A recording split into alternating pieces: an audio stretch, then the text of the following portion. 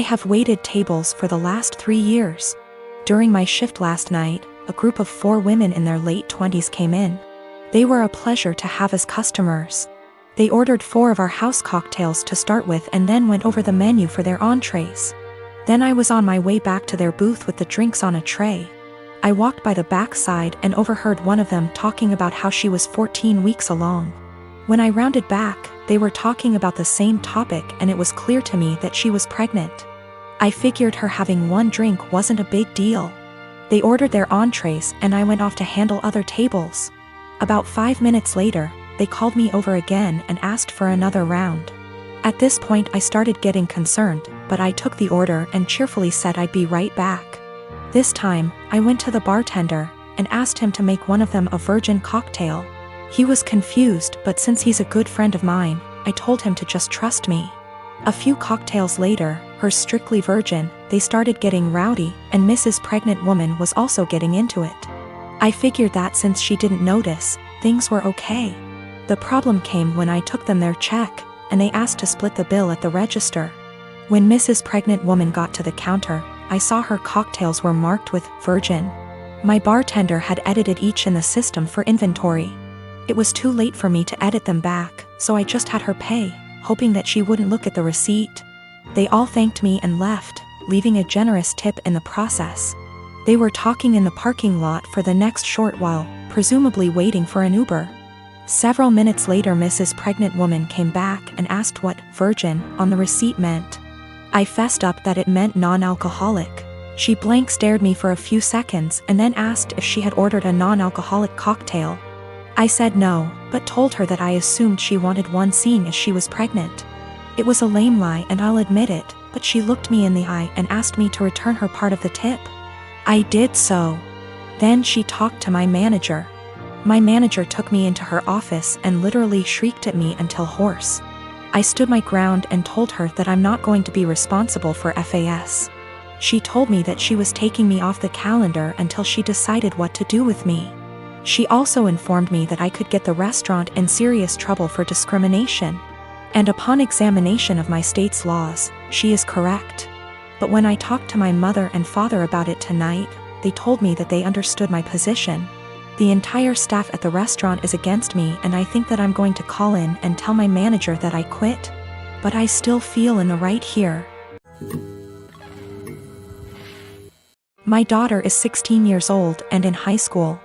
I noticed recently that she's been behaving in a bad manner, constantly commenting on other people's looks, belongings, calling them stuff that isn't cool and just being insensitive. It's like she lost a filter or something because usually she's polite, but my wife suspected that our daughter's sudden misbehavior occurred after she started hanging out with new girls from the school. Basically the mean type, and have picked on their behavior. I've sat with my daughter and had many discussions about how her behavior has been negatively affecting everyone around her. Our housemaid is the person most affected here and my daughter has chosen her to be her target for hair, clothes, etiquette, criticism. She has complained about our daughter calling her offensive names like filthy and gross for cleaning certain areas in our house. I took a stand and explicitly told my daughter I'd punish her if she ever said stuff like that to our housemaid again. Last week my daughter had a party to go to. Earlier that day she called our housemaid filthy. So I grounded her by not letting her go to the party. She threw a fit and called our housemaid a liar, saying she never called her that. That was the end of it. Days later my daughter came to me saying she couldn't find her iPhone after looking everywhere. She asked me to call her number and I did. My wife and I were stunned to discover that the iPhone was ringing inside our housemaid's bag. I had a confrontation with her immediately and she denied and cried, saying she never touched the phone nor had any idea how it got there. I noticed my daughter calling her thief repeatedly, so I told her to stop and go to her room. I checked the indoor camera before continuing the argument and saw my daughter place her iPhone inside our housemaid's bag. I was livid. I apologized to the housemaid and gave her the rest of the day off. I then showed the video to my daughter and she was absolutely speechless. I said what she did was immoral and straight up offensive to tamper with that poor woman's livelihood over a petty party she couldn't go to. I told her she was grounded and will have to spend the night in the backyard. She is a germaphobe. But she cried, begging me to not make her sleep with the dirt, insects, and hot temp. I refused to discuss it or I'd make it 2 nights. My wife said I should go easy on her, but I said calling people filthy and accusing them of stealing wasn't okay. In fact, it was the absolute worst. I then went through with my punishment. The reason I chose this punishment was because of the fact that my daughter says she is a germaphobe and used this as excuse to insult others' hygiene and appearance. Our backyard has dirt and bugs in it, and this kind of things get her uncomfortable, but other than that the backyard is 100% safe. My husband, 35 years old, does not have a car. He sold his old one to help pay for his brother's wedding. I did not agree on this, but he had this car before we got together, so it's a shared property. Besides that, I have my own car, so that did not affect me till my husband started complaining about having to commute to work and hangout places. He tried to get me to let him drive my car several times, but I stood firm and put a boundary, making him understand that my car will never be driven by him. One of the reasons why is because of how bad his driving is. His brother lives out of town. My husband asked if he could drive my car to the wedding, but I refused, but not because I'm not invited. Another story for another day, because like I said, my car is off limits. He threw a fit calling me unreasonable to let him take public transportation because he can barely stand it for 10 minutes, let alone hours. I said it wasn't my problem, which irritated him but made him stop arguing about it. The day that he was supposed to travel out of town, I woke at 10 a.m. and couldn't find my car key. I went outside and couldn't find my car either. I was beyond pissed. I called him, and like I expected, he took it and was on his way to the other town. I lost it and told him I gave him no permission to take it for a whole 5 days, and said that if he won't turn around with it and come home, then I'd call the cops and report it missing. His response was, "You wouldn't dare do it 'cause you know what would happen." I hung up on him, then immediately called the police and told them about my situation. I did not tell them my husband took it because they'd think it's a family dispute and decide to not get involved. I just reported it missing. 2 hours later, I got a call from my husband saying he was back in town and was being held at our local police station. I went to the station and talked to the cops. My husband made a scene there, swearing over and over that I gave him permission to take it, and said I was acting out of jealousy and spite because he was going to attend a wedding that I was not invited to. I took my car and went home, but he had to stay a little longer. He came home in the evening and went on a rage fit about how I created an awful situation and almost caused him to miss his brother's wedding. He called me vindictive, bitter, and a lunatic to call the police on him and try to accuse him of stealing my car. He had to leave the same day to be able to be there with his family and decided to extend his stay, and he still hasn't gotten back yet. Right now his mom and brother are blasting me for what happened and calling me spiteful. My husband and I have been married for 21 years. We have 2 adult children. One is in college out of state and the other is in the Navy. When we first got married, my husband was in Navy, and we spent the first 10 years of our marriage moving from place to place, wherever his new duty station was. I found it hard to make friends, and I could not keep a job, so I made a difficult decision and decided to be a som. When he got out of the Navy 11 years ago, he took a job and we moved. 3 years in, he got offered a job in another part of the company. However, it was in another state, so we moved again. We stayed there for 6 years.